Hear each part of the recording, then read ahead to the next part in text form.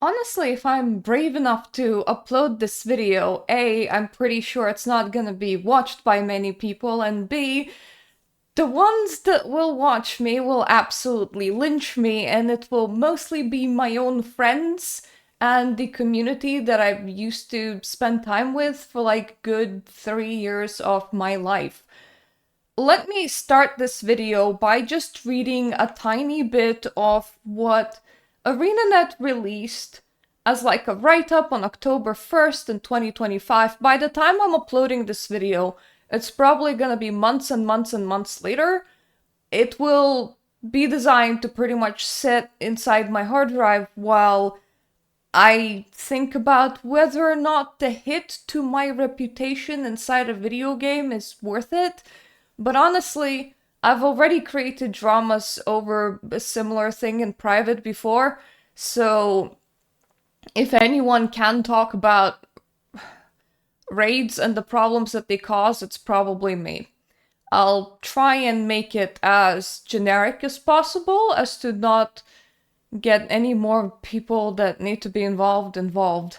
So anyways, ArenaNet is gonna be merging strikes and raids, and they're also gonna be making a quick play option with a easier dumbed down version of raids that will release at the first half of a new expansion.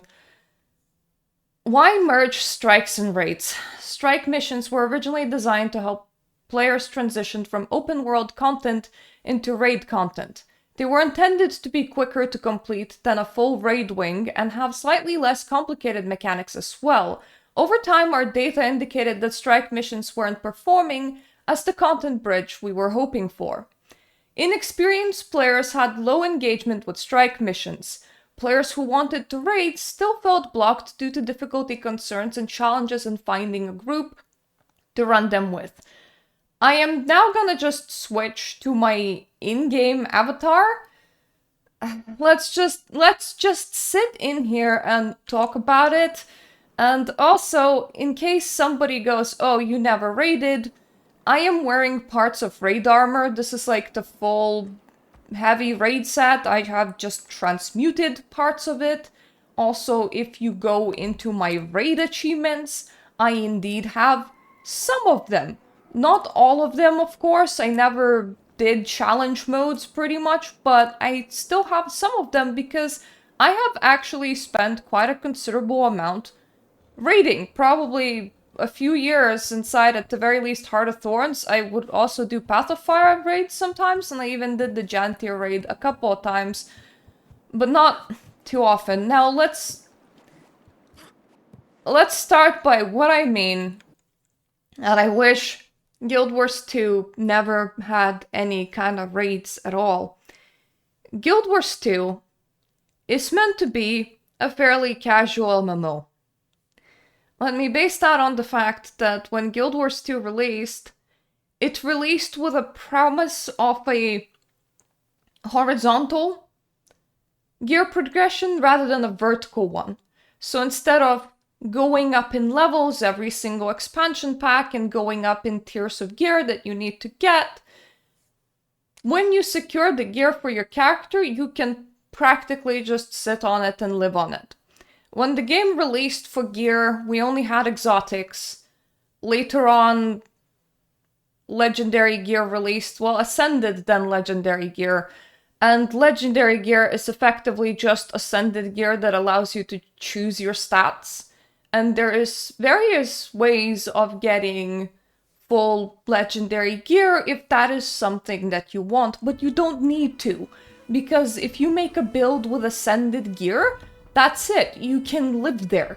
It's fine. And because this game never goes up in levels, well, you never really need to re-gear yourself unless, of course, a big patch happens and entirely breaks your build, which for a casual player doesn't happen that often. It happens for people that want to min-max, but if you're just casually playing around, chances are you will assemble your gear and you will be happy with it.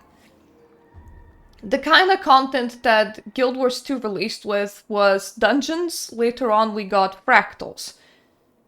Dungeons don't really need you to be a specific class. The dungeons, when I was playing this game fairly early on, anybody could group up for a dungeon. Some of them were very farmed, others were kind of exploited, like Era was deemed to be kind of long for what it is, so people did intricate jumps to skip content in it. But it wasn't hard content. It was something that you would log in and you would do with randoms if you felt like doing it. You would just get your ass towards the dungeon entrance and you would advertise of like looking for 3 more, looking for 2 more. That's what you needed. You needed bodies. You didn't really need people on specific gear types or gear sets or rotations. Hardcore players that wanted to clear dungeon content fast wanted berserkers, which is power-based armor that doesn't have vitality or toughness, doesn't have any kind of protection. Warriors with a greatsword, because effectively that build allowed you to spam one button, and it made the content go very fast. But at the same time, these people would be very squishy, and they would fall over quite often, and if they died, they would get kind of angry, so I just didn't group with them. I grouped with absolutely anyone that wanted to group with me, really. And we didn't need voice for that. We didn't need like a specific place to hang out for that. Anyone was welcome. When Fractals originally released, you needed Agony, and Agony slotted into Ascended gear, and Fractals gave you Ascended gear. It was like a self-feeding circle for there. But once again, when Fractals just released, you weren't looking for specific type of player. You weren't looking for a lack heal, alacrity healer. You weren't looking for a quickness DPS and then 3 DPSs. You weren't looking for like a tank and a healer. You were just looking for bodies. Just people that met the Agony requirement, and that's it. You also didn't need any kind of voice chat for it or any kind of organization. You didn't need to sign up to create a fractal group. You didn't need to like schedule it and put it into your schedule. It was content that you could approach casually. Just like the rest of Guild Wars 2. Heart of Thorns for some reason decided to make the game harder, including open world, which we eventually gotten used to, but it was quite a shock for players at that point, and introduced first raids, and in my opinion, that was a big mistake. Raids have DPS requirements, they have DPS timers. Raids have specific gear sets that you need to bring into them with specific levels of experience and full rotations that you do as a player.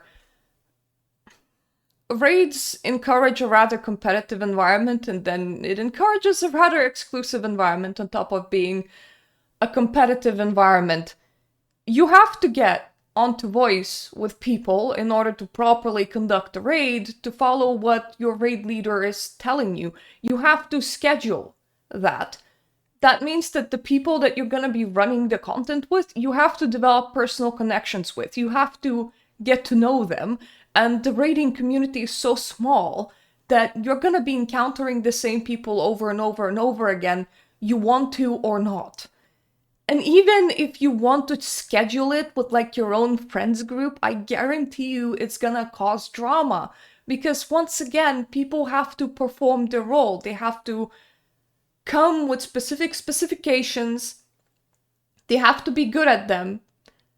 And they have to all 10 people in your party have to be performing at peak efficiency in order to clear that content. It's no longer a casual vibe. It's not something that you just drop in and play. It's not something that belongs in a horizontal progression MMO that doesn't continuously increase in levels, that always was friendly enough to sync you to the level of the map that you're in so that you can play with new players, that didn't require this level of organization before. And of course, meta builds come from there, and in isolation, they're not that bad, but you know what happens when your audience that used to be casual suddenly starts focusing on the numbers and on the damage and on the gear sets and on the kind of builds that you're running, you know what happens? DPS plugins become a thing. As DPS numbers get published online, people approach you and harass you over said DPS numbers. I entered raids because my friends entered raids. I wasn't a good raider. I am currently a auto-attack hammer build, and honestly, I made several presets for this, for more casual content, like fractals, so I can actually do an auto-attack heal alacrity hammer build, which I quite enjoy. Before I started raiding, I was a quickness firebrand. It was a conditioned DPS that allowed me to give quickness to people. It was kind of hard to play because quickness firebrand kind of just does their quickness in like this kind of cone in front of them. But I enjoyed it. It was something that I played for fractals. I wasn't good enough as a quickness for raids. I was told to change. And because I was particularly bad at builds and particularly bad at numbers, I was given my build by my raid leader, effectively. So I became a auto-attack guardian. All I do is one button that does enough damage, therefore I can follow mechanics, and I can execute what I need to execute. Now here's the issue. People in raids always parse. No matter you're with pugs or with your friends, somebody is gonna be running that add-on that just imports everyone's DPS numbers to them. Raid leaders often depend on such add-ons. And parses of everybody, including me, would get posted on websites like Wingman. There were times at patch cycles when I was probably one of the very few auto-attack guardians to even exist in a raiding environment, or I was like the first one to exist like right after reset. I wasn't tracking this because, frankly, I didn't give a shit. I came there because my friends were going there, and I wanted to spend time with my friends, honestly. And I would get posted, and because my details would get posted on websites like Wingman, I would then get remarks and heckles and messages while in open world. Some of them were genuine, like, oh, congratulations for being at the top of the charts. Thanks, I'd rather not be there. This wasn't what I consented to. This wasn't what I wanted to do. I didn't want you to have my details to be able to message me at random. That wasn't something that I ever wanted to do. I never wanted that kind of publicity inside a video game. Others were mocking, jeering, laughing because of the build that I was using inside the content that I was running. I am probably the only person that gritted my teeth, walked straight into Wingman's Discord, and said, hey, because GDPR is a thing for European citizens, and I do happen to live in Europe, and your gaming names and account names can actually be used as personal identifiers. Can I have my information scrubbed? That has actually gotten several people that have tracked down even more information on me. They went to search up my YouTube, my Twitch. They said that because I am a content creator, this is okay. This is information that I'm putting out into public. That is my face. They now know my face. They know my age. They know my name. They can figure out where I live. And because I dare to cause such a ruckus about such a thing that doesn't matter, I deserve it. I deserve it, and especially because I am a content creator, and information like that about me is in the open. The person actually running Wingman was fairly diplomatic with me. They might have not liked me because I did create a ruckus in their community. Who wants a person coming in and going, hey, by the way, due to GDPR rules, I do have a right to request this. Could you just scrub that information about me? So they did scrub all information on my characters on Wingman. But here's the thing. Here's how it was accomplished. Any parses that include me in them are no longer valid and practically no longer exist. If you're in a party with me and you're parsing and you upload it to Wingman, it will kind of error out. Like, it's not a kind of parse that will count for you towards anything because I was in the party.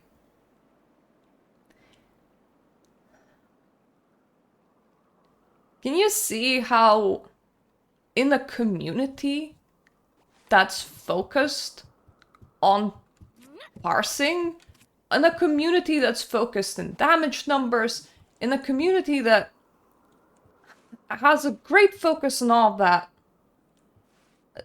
that's a problem?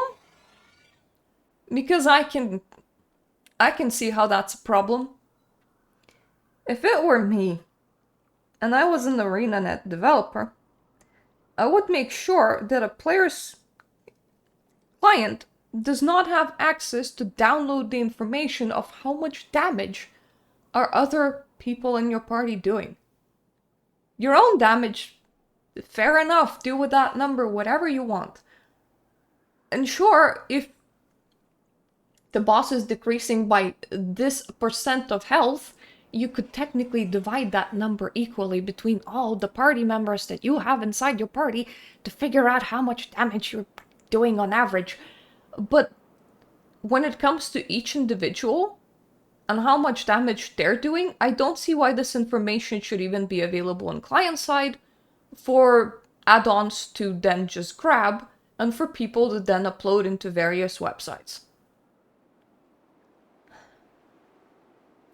And the Guild Wars 2 that I remember, the Guild Wars 2 that released in 2012, that I was here for, the Guild Wars 2 that grabbed my attention as a game,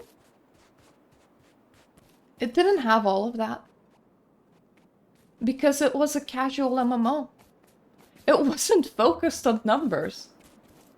It wasn't fucking horizontal MMO. Who goes to a horizontal MMO to have a big penis about numbers? You know, player versus player players are very toxic. Structured player versus player players are the absolute worst when it comes to toxicity. Whenever I went to structured player versus player places, I would then get messages like I should hang myself, I should rope myself, from my party members or from the enemy party. However, they're not very pervasive. The moment you leave player versus player environment, you can just block those people and move on.